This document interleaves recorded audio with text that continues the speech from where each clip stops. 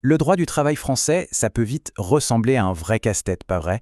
Mais en fait, tout est construit sur une logique assez claire, une sorte de pyramide. Allez, on plonge ensemble pour voir comment tout ça s'articule. C'est la question de base finalement, quand on parle de congés payés, de durée du travail, de sécurité. Ces règles, elles sortent d'où exactement? Eh bien la réponse, on va le voir, est beaucoup plus structurée qu'on le pense. Et voilà la clé de tout le système, la hiérarchie des sources. On peut voir ça comme une pyramide, où chaque étage est un type de règle différent.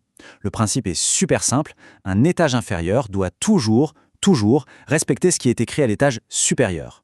Alors, pour bien comprendre comment ça marche, le plus simple, c'est de prendre cette pyramide par le sommet et de descendre tranquillement, niveau par niveau. Donc, le principe de base, c'est qu'une règle ne peut jamais contredire une règle qui lui est supérieure. Pour prendre un exemple très concret, un contrat de travail individuel ne peut pas être moins disant que la loi nationale.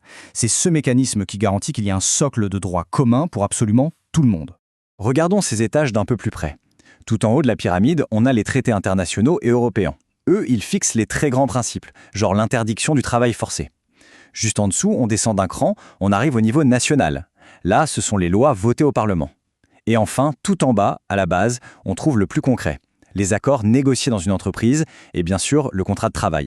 Mais attention, ce serait trop simple si cette pyramide était complètement rigide.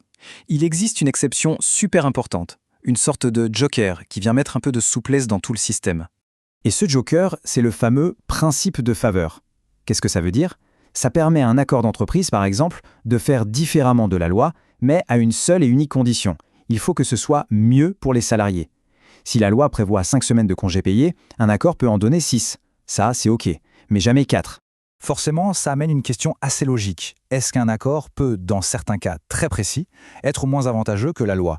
La réponse, c'est oui, mais c'est extrêmement encadré. En fait, il faut bien faire la différence entre deux choses. D'un côté, les accords qui améliorent la situation, grâce au principe de faveur, et de l'autre, des accords un peu particuliers, les accords dérogatoires. Eux, ils peuvent prévoir des règles moins favorables, par exemple pour la durée du travail. Mais, et c'est un mais crucial, ils ne peuvent absolument pas le faire comme ils veulent. Et ça, c'est le point fondamental à retenir. Un accord dérogatoire n'est possible que si la loi elle-même, l'étage du dessus donc, l'a autorisé de manière explicite. C'est la loi qui fixe les limites, les garde-fous. C'est vraiment l'exception qui confirme la règle.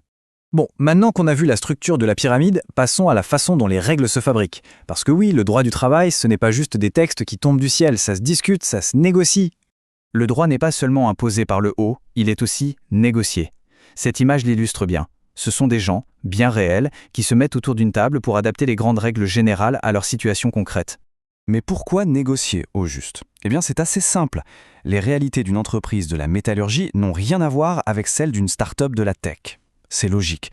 Le droit négocié, ça permet de faire du sur-mesure, de créer des règles qui sont vraiment pertinentes pour le terrain. Et évidemment, il faut que tout le monde soit au courant des règles qui s'appliquent.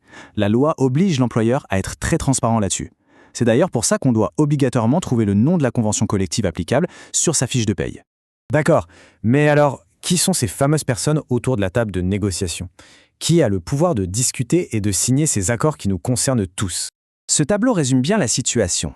Quand la négociation se passe au niveau national ou pour tout un secteur, on a les grandes organisations patronales face aux grands syndicats.